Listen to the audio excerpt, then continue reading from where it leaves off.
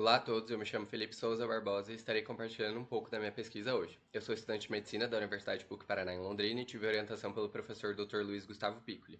O meu projeto é denominado Analisar a associação entre as alterações psiquiátricas nas mães que foram infectadas pelo SARS-CoV-2 durante a gestação e o processamento sensorial, através do questionário Perfil Sensorial 2 em lactentes com 3 meses de idade.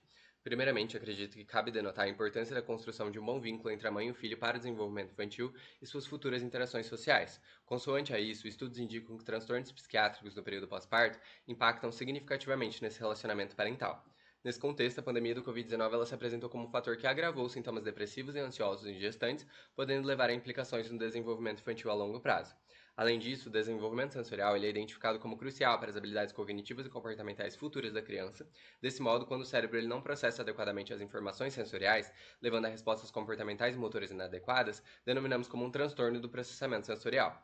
O estudo atual ele é parte de uma corte mais ampla, realizada em colaboração entre a PUC-Paraná e a Monash University.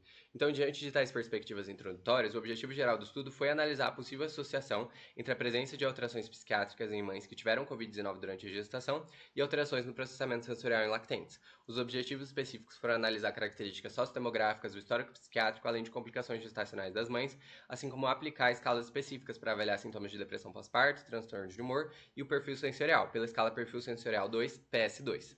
O estudo ele seguiu um delineamento descritivo e observacional, utilizando uma amostra de conveniência de 33 puérperas diagnosticadas com Covid-19 durante a gestação e seus respectivos recém-nascidos.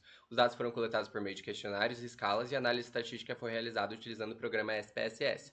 Após essa análise, os resultados foram dispostos por meio de tabelas, podendo destacar alguns pontos a seguir. Na tabela 1, é importante denotar que a idade média das mães foi de 30 anos e a maioria delas tinha união estável e trabalhavam, e todas realizaram pré-natal.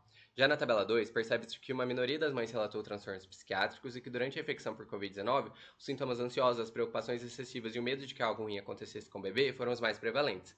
Ademais, na tabela 4, foi possível identificar que a maioria dos lactentes apresentou processamento sensorial dentro da média. Entretanto, 21,2% da amostra foi classificada dentro do grupo, muito mais que os outros. Na tabela 5, não observou-se diferenças estatísticas em relação ao histórico psiquiátrico das mães ao compararmos o grupo muito maior que os outros com as outras categorias do PS2. Então, diante dos resultados da aplicação da escala PS2, identificou-se que essa distribuição das pontuações do estudo vai de acordo com a maioria das crianças da amostra brasileira, que apresentou um desempenho considerado adequado, classificado como exatamente como a maioria dos outros.